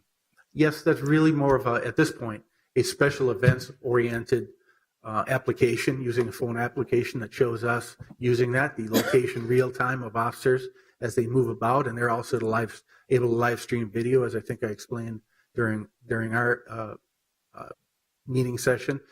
So that's not a technology that we have yet implemented on a day-to-day basis, but as we have large concerts, games, Pride Parade, other types of major events throughout our city, that's a technology that we have, and it's rolled out to all of our police officers so that we're able to utilize that as needed moving ahead. Thank you. I have a last question, Commander Gerlicher. I really like hearing how we're able to use this technology, then gain some experience for it and be able to use it in other ways and just help us all function better as a city. I greatly appreciate the help and support from the police department for this event. And I think it gives us confidence to know that in terms of safety and contingency planning, that you're working in close collaboration and coordination with Director Lane. Could you speak a little bit to how the MPD kind of might interface or work and coordinate with our emergency management services a little bit? Doesn't seem like there was anything there we needed to employ in the specific incidents, but in general, how does that work? Can you just speak a Yeah, little certainly. bit? Well, I mean, there's day to day, but also during an incident like this. And in this case, as Director Lane, I'm sure will highlight, the Emergency Operations Center was up and operational. Thankfully, we did not have a significant need for the Emergency Operations Center in that we did not have any significant events. But had we had an incident that rose above the capabilities that we had on hand that required additional assistance, where that would be assistance by FEMA or reaching up to other state or federal partners, Director Lane and the Emergency Operations Center staff were positioned to very quickly make that happen. So it wasn't a case where we would have to fire up the EOC, put that in place. That was in place during the duration of the Super Bowl. So I think it was a critical component, both in the planning leading up to the Super Bowl, but also during the execution, communicating between public safety and the MAC, as well as emergency management, having cross-representation where we had police representation up at the EOC and also emergency management representation down at the command center downtown. So that's kind of how that dynamic worked during the event. Day to day, the MPD as well as Minneapolis Fire works hand in hand with emergency management on developing citywide emergency plans that affect obviously police, fire, as well as public works and transportation, public health as well. And also working hand in hand with Director Lane and his staff, triaging and prioritizing city grants that we receive, such as our Urban Area Security Initiative grants that we've been fortunate enough to receive, to making sure that our first responders get the training dollars to do training, as well as equipment necessary to perform our tasks on the street. So those are, I think, a couple of key areas that the police department interacts with emergency management on a day-to-day basis as well. Does that answer your question? Yes. Thank you. Thank you. Clearly, I'm not Chief Friedel, but he couldn't be here, so I will let you know what the fire department did to support the event. So they had an additional engine on staff. They had additional cut teams ready to go in the case of a civil disturbance incident. They had additional rig staffing and spare equipment ready to go if needed. You know, the fire department is really at a ready capability if something happens, and so they beefed up all of their staffing and their readiness to be ready to go if additional support was needed. They also provided command staffing at the MAC, at the EOC, at the IOC, and in the JIC and in the HSC. They provided additional support at Super Bowl Live and worked hand in hand with Hennepin County EMS to provide first aid service to guests, to the million guests that were out there. They were also obviously at the stadium on Super Bowl Sunday and at the NFL Experience as well. So if you have any questions for Chief Friedel, I can certainly pass them along. Doesn't look like it. Thank you.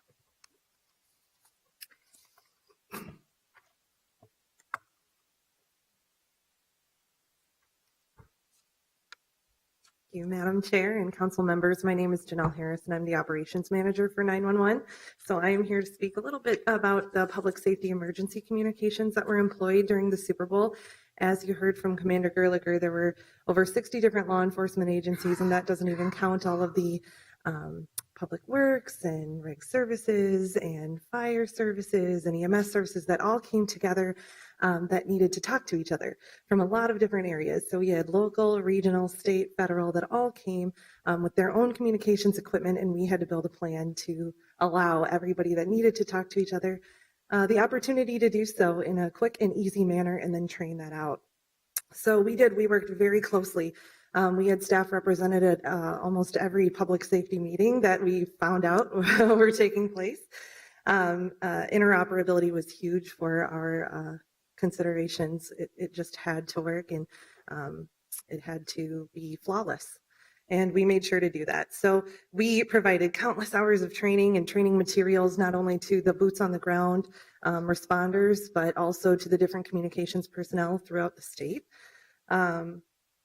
We had meetings, monthly meetings actually, large group public safety, emergency communications planning, but then we even took a deeper dive and had some subcommittees set up to really develop a really good plan. So we have certain certifications, communications unit leader certifications, things housed in the ICS structure that we put into place to develop a 40-plus page plan.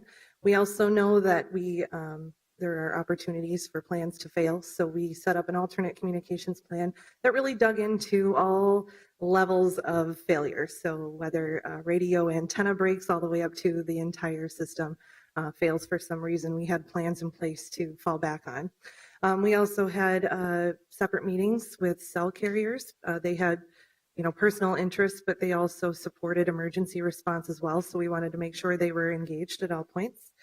And then to speak to the staff that were deployed, the communication staff that were deployed, we had over 30 tactical incident dispatchers, so they're able to get up and out of their personal 911 centers, their councils that they're used to, and go out into the field and work under some different conditions with equipment that they're not always used to. So they're highly trained and certified tactical dispatchers that went out into over 5 different command posts that we had set up to support the operations of the Super Bowl.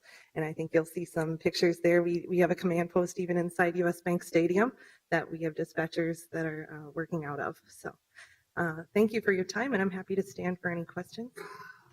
I don't see any questions, but my own curiosity is about, did we see a proportional uptick in 911 calls based on additional visitors to our city?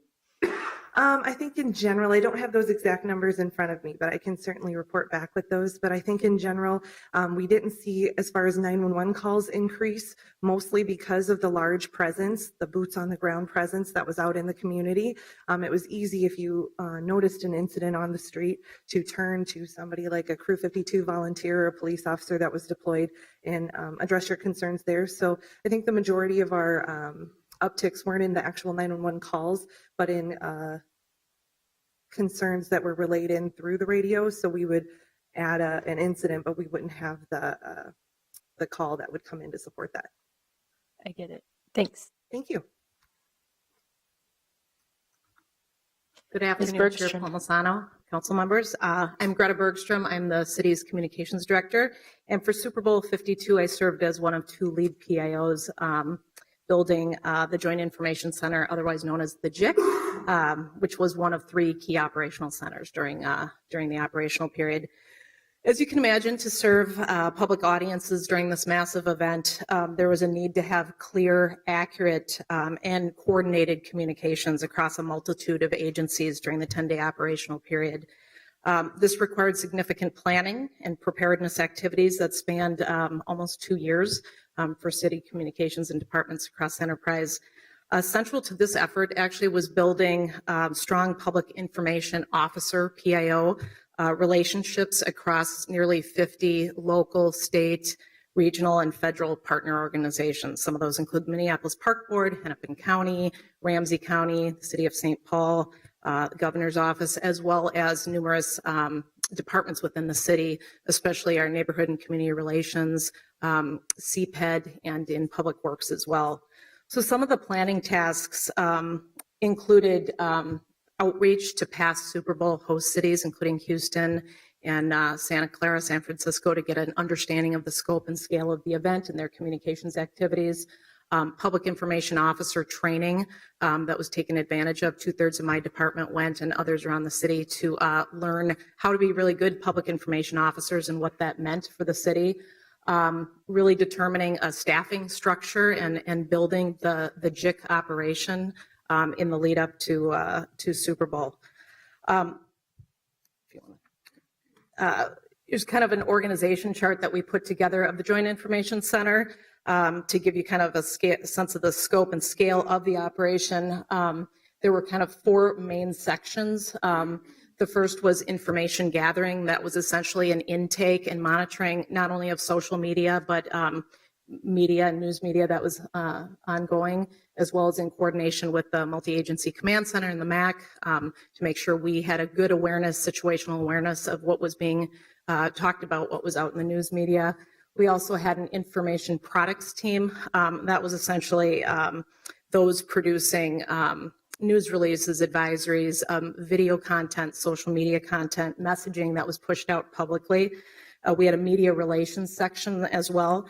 And those were the folks that were engaging with the news media, setting up press conferences, providing statements and interviews with reporters. And then our community relations team, which was really new for the city, I think, and really was a shining moment for the Joint Information Center, led by members within the team and NCR members as well, that provided translated, culturally relevant content so that we could really take into account the various communities, our diverse communities around the city that, you know, Super Bowl is not necessarily something that they know about, and there was a lot of unknowns as to how that would kind of play out in community. And so that was a really key source and structure for us. We did have within this, we were operational 11 days, so 11 days including the day after, because we know that our visitors needed to exit the city safely through public transportation, get back to the airports. We had over 80 public information officers scheduled from in 2 shifts, running from 8 in the morning until midnight, a couple nights until 2 in the morning, to make sure that we had full coverage of communications and social media activity, to make sure that that went off without a hitch. So I was really proud of the long hours and the efforts that the big team played. In terms of outcomes and products, we had produced really a wide body of work. Our community relations team, as I mentioned, looked at public information through the lens of various communities. We produced 13 live radio shows hosted in 3 different languages. We had 6 social media partners that were actually contracted a month and a half or so in advance of the Super Bowl to build pipelines into community of trusted members that had social media followings, that were community leaders, to basically take city messaging from the Joint Information Center and make sure that that got out into community, and that we also were able to intake that information back into the Joint Information Center so we would understand how those messages were being received. And then we did have a special visit from the Hmong 18 Council. They were able to come in, see how the Joint Information Center operated, take pictures, and then we're able to go back out onto Super Bowl Live and have a meaningful experience there. We had 49 Super Bowl related videos that were produced, several in multiple languages that were then pushed out and disseminated, a lot through social media, 420 social posts. We produced from internal communications, that team produced a special daily big game edition of what you know as Minneapolis Matters, to make sure that our city staff was fully informed of the events that they could enjoy in the city in their off hours, but also to know that the city was open for business, that they could get to the city, do their work, and then, of course, enjoy the events that we are all working on. And then in terms of media relations, we fielded 246 different media inquiries at kind of various stages around transportation, public safety, transit, events in general, to make sure the public was informed. I'd just like to say that I'm very proud of the work that a wide range of partner organizations and agencies and different departments around the city were able to participate in. I think that the relationships and the kind of organizational structure that was formed, the lessons that we learned, are going to serve the city very well and serve our community well for future large-scale events like this. Thank you. I can stand for questions. Super. Any questions? Nope. Thank you. Thank you. Director Lane. Thank you, Madam Chair, members of the committee. My name is Barrett Lane. I'm the Director of the Office of Emergency Management. We'll do this quickly. As the result of nearly 2 years of planning, we were able to execute Emergency Operations Center operations for 10 days support of Super Bowl. And I have to say that we received some level of support and excellent support from nearly every corner of the city and enterprise. And I have to say how much my team appreciates that and how much just great partnership and support we received. But externally as well, from the county, from the state, from the federal government, extraordinary level of collaboration, extraordinary level of service. We should really be very, very proud of what our greater team here has accomplished. And many of those folks and representatives of those folks are here in this room. So an excellent operation by and large. The EOC really had 4 main mission areas to provide for public safety. We provided services. We were ready to provide services to incident command. We were ready to respond in the event we had to do any short-term or long-term recovery. And then we established connections basically with all the other network that relates to emergency management, both in the metro area, the state, and through FEMA, which was the lead consequence management agency. Here are 3 of our teams. In practical terms, we ran for the 10 days. We had 120 people. Normally we have 8. So we surged up to 120 people, thanks very much to both internal partners and mutual aid partners, calling out particularly the U.S. Coast Guard that were instrumental in providing assistance to us in our planning section. So you can see some of the people that were involved in this. Again, a lot of these people are city employees, and I just, again, can't say how proud I am of them and their ability to do this. We had folks from Houston, but Atlanta come in and basically say on day 8, look, your teams are still smiling. You must be doing something right here. So I think we were. Here's a sense of kind of the partners that we've got involved. I'm not going to go through all of these, but really a huge scope of people, both local, private, public, federal, state, made this happen. It takes a village to have a Super Bowl, and we really were the beneficiary of that village. So with that, I think that's my last slide. And I'm happy to answer any questions about that. Thank you. I don't see any questions. Appreciate it. Commissioner Musicant. Thank you, Madam Chair, members of the committee. Gretchen Musicant, I'm the Commissioner of Health. I have a couple slides I'm going to go through. Just wanted to, maybe you don't know this, but since the George W. Bush administration, public health has been designated as one of the first responder agencies. And so we often think of police and fire, but federal government thinks of public health as well. And so in preparing for that responsibility, we did a lot of back of the envelope planning, worked with the hospital emergency rooms to think about surveillance. How would we catch new and emerging things that might be happening during those 10 days? There were additional BioWatch monitoring that was placed, and so the likelihood that we would get more, positive indicators, and how would we respond to that? Planning for what to do in the case of a large number of people being injured or dying, needing care and shelter, and also what would we do if we needed to dispense medication because of some sort of intentional event that happened. We worked quite creatively with a number of hotels for them to manage their own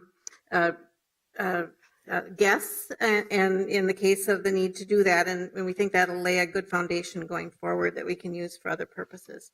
We also spent quite a bit of planning around helping hospitals be ready if they needed to surge their capacity. And one of the issues there was the number of people that might be needing detox services, because if there aren't sufficient services in the community, then they kind of flow back into the emergency rooms, and then it kind of backs things up in the hospital. So a lot of work to make sure that we had adequate capacity during the 10-day event. And then really immense work around food defense and inspections. We were the first health department, either state or local, to use the Food and Drug Administration's large event inspection model. And that is to combine both attending to food safety, but also food defense, recognizing that food can be a vehicle if people want to create some sort of a nefarious activity.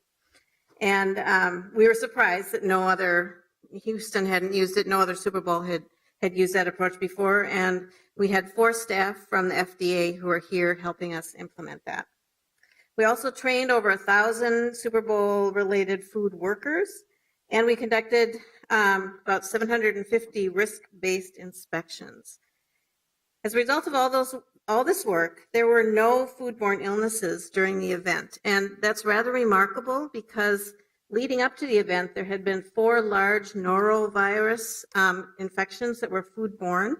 And so we knew that that virus was out there, and we're really concerned that that would be something that would be noteworthy and reported on. And yet, as is often true of prevention and public health, when you work hard, nothing happens. Thank you. Thank you. Super.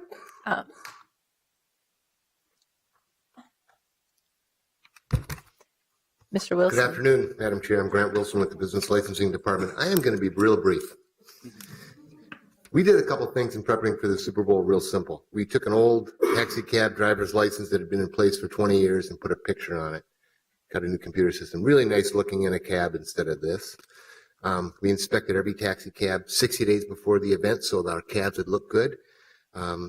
We built a new temporary permit guide, put it on our website, took everybody else's websites and put them into one place. We had inspectors out every night during the 10-day event to help. We issued 145 temporary alcohol licenses. One of them was the largest strolling liquor license we've ever issued in the city, all the way down Nicollet Mall. It didn't interfere with the businesses that had licenses on that mall. And we worked counterfeit merchandise cases with local law enforcement. Any Very questions? cool. Councilmember Goodman. You're going to be sad that you came today. So you didn't come to committee yesterday, and so you didn't give me an opportunity to thank you personally for the 36 years of incredible service that you've provided to the city of Minneapolis. Your department and your personal work on the Super Bowl was extraordinary, and I know this because in November and December we were talking through how all of this would be handled as we went through a transition in leadership. And one of the things that was very solid and stable, Grant, was your leadership. You have been an incredible employee, invaluable to the enterprise. And I wish you would have let us tell you that publicly, but you wouldn't, and so you're here today. And so I'm taking this opportunity to tell you in front of everybody, thank you for everything that you've done and all of the hard work and all of the wonderful people that are in your department who have learned from your leadership. It's a tremendous loss to the city, but I wish you the best of luck. Thank you, Madam Chair.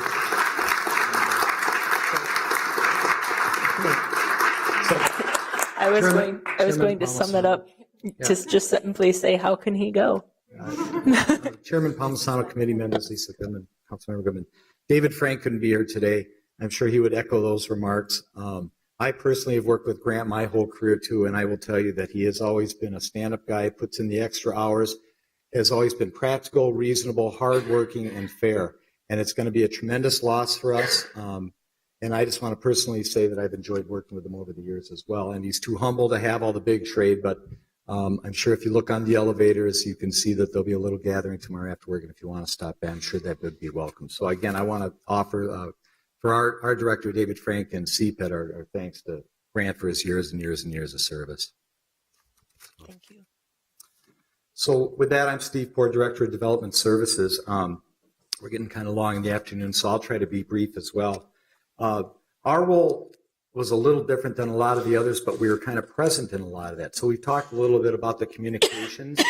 We approved over 73, just over 73 mobile antennas and 20 of these kind of antenna sites. That was important for the backbone of the telecommunications for both residents, so they didn't lose service on the 4 carriers, but also for the Homeland Security and the communications within the police department. It's kind of an unknown thing, but it was present. We did hundreds of reviews that don't show up on permits or temporary use permits that we did for all the soft events that may be around the community, but also, as Ms. Allen Brittany will tell you, it was a very iterative process to get that circus set up on the mall. We worked closely with the fine staff from Public Works. We worked closely with Brittany and also Pat Bourne's guidance, which is invaluable. And I think one of the lessons we learned early on is that it truly was like herding cats between figuring out who is the NFL coming to town, who is the host committee, who are people trying to benefit from this great event that may have been put out a little bit, and who are others that just wanted to come in and enjoy the festivities. One of the key lessons we learned, I think, moving forward will be that it's very important to have a project coordinator on the inside kind of working through things. And I just want to acknowledge Brad Carter in our office, who I think was invaluable in being an entry point for all these different applications between building permits, unusual installations, I'm not sure what else to call them, signs, telecommunications antennas. And I also want to commend our friends in reg services and fire inspection services. We tried to augment some of their services. They coordinated extremely well. We did not look to make a lot of money on this. There was a lot of money, I think, set aside that was really, I think, focused for overtime that was not really budgeted. What we tried to do is really max out the capacity of our organization and kind of ask people to do the extra effort. They stepped up. I just want to echo that we had no installation failures, and all those installations were also reviewed for ADA compliance. And so one of the things that we kept a challenge on was not just giving these people a pass because they were unique things. We could give them a list, the stage, some bleachers.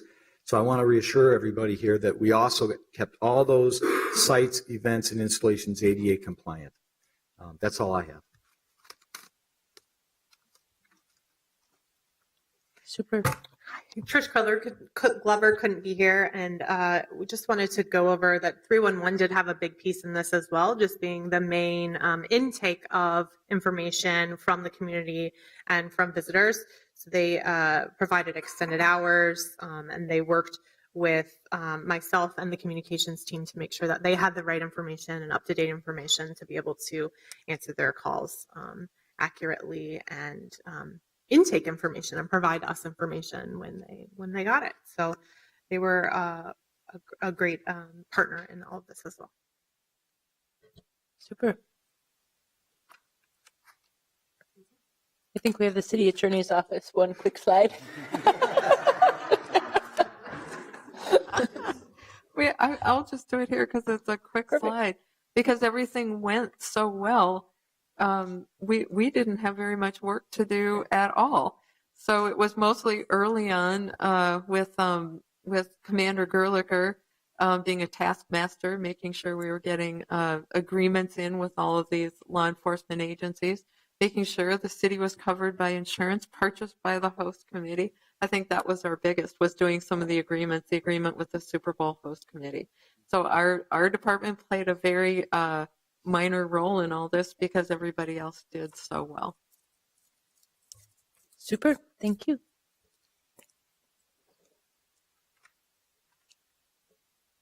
Thank you.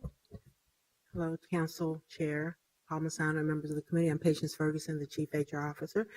Our role in human resources was more around providing collaboration and support for the great work that our enterprise leaders were doing. And so in that regard, we assisted the city attorney and the convention center with the NFL credentialing efforts, assisted the departments with our union contracts to ensure consistency and compliance and those kinds of things as pertains to our employees. Also, we assisted in providing alternative parking options for our workforce who were working in the evenings and weekends. And last but certainly not least, we collaborated with the events team to continue to reinforce and provide information to the wonderful departments that helped to make this event a success. I'm happy to stand for questions. Thank you. Thank you. And next, IT with Otto Dahl. Thank you, Chair Palmisano, members of the committee. It's not often that the IT department ends up having to expend 80% of its staff on any initiative, but that's what we had to do for the Super Bowl, whether that was in planning for various technologies to be deployed at the various command centers or in support of systems like the camera system, et cetera.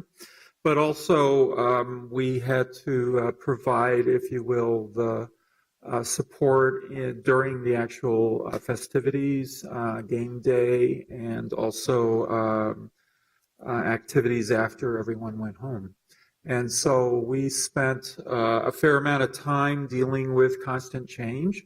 As one can imagine, with such a complex and large event, there were many changes, and we had to successfully deal with folks from many different jurisdictions, of which some had their own technology, where we were either able to get them to integrate their technology with our ecosystem, or get them to make use of the facilities that we had at their disposal. And then finally, we found it very useful and learned a lot from some of the external partners. One I'll mention is the Department of Homeland Security that put us under a microscope and determined that we had a few gaps in our cybersecurity world, which we fixed prior to the game.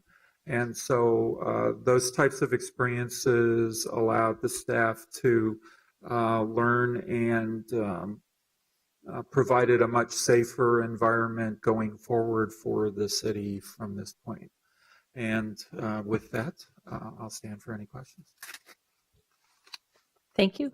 Doesn't look like there are any questions. And then a last slide on Finance and Property Services. Mr. Ruff. Madam Chair, first of all, I just want to thank the council for giving an opportunity for us to celebrate our staff. And Finance and Property Services includes a lot of things that made a contribution to this, including risk management, our procurement office. But I especially want to give a shout out to Rod Olson, who's here. Rod heads up our radio shop. And you as a council don't hear about the radio shop because it's one of these supportive organizations that make sure our public safety, police, fire, 911 operate very smoothly. This was a big stretch for us, but it's another area where we're going to see ongoing benefits. So, for example, Rod spent a great deal of time really enhancing radio coverage in our convention center, which did not have great public safety radio coverage, and did it with really a budget of less than $100,000 on something that if we bought everything new and started would be probably at least 7 or 8 times that. And so I just wanted, show an appreciation for Rod and the many other people in our departments that really, it's not just this event. We have the opportunity for people to step up on a lot of other challenges in front of the city. And I think this opportunity is just to celebrate some of the people we have working for the city. And we certainly have a number of them in our department as well as the others that you've heard about. So thank you again for the opportunity. Thank you. So council members and committee members, as you can see, it takes an enterprise to run something like the Super Bowl. And we thank you for enduring our long presentation, but really it highlights the extraordinary amount of work behind the scenes that our community doesn't always see to make an event successful. There are lessons we have learned along the way. Some of them we're going to be acting on pretty quickly. I know that there's our small business team has talked about an event on April 6th. I know Councilmember Fletcher will be there and all are invited, but to talk about how small businesses in particular can benefit from events like this that come to the city. So we've learned some lessons. We'll hear more from small business owners. We will continue to think about how to do coordination in a way that hopefully not in the near future has such a big event like the Super Bowl, but how do we use those lessons and kind of right size it for whatever event we need. But the men and women who have spoken and the hundreds of men and women who are in departments who did this work really are commendable, and we appreciate the opportunity to be able to share back with the committee some of that work. Thank you. I acknowledge that there were only a few names able to be mentioned throughout these presentations today, but this was terrific, and I think it's one example and a really positive example of how everybody around the enterprise works together, and in so many ways that are invisible, and so many of the ways that we don't even know exist, and it really helps us put on some tremendous things. So thank you, everybody. I would like to receive and file this presentation, so I would like to move that forward. All those in favor, please say aye. Aye. With that, this agenda is completed, and this meeting is adjourned. Thank you. Thank you for your time.